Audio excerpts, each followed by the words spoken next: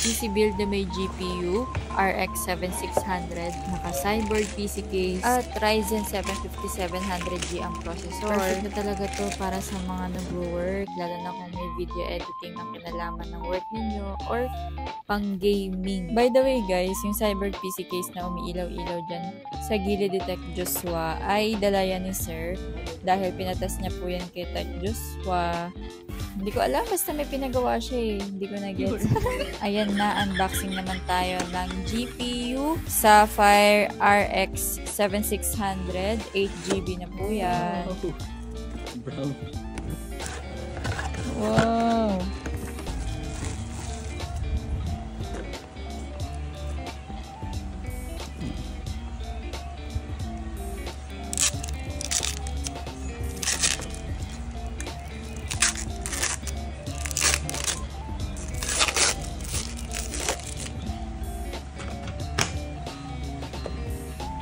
Ito na po pala yung finished product. Flex na lang ako dyan. Kaya sa mga gusto po magpa-build, mag-message lang kayo. PC build with cyborg PC case and GPU. Oh, perfect talaga. Arat na. Good customer service. Go gadget number 1. Thank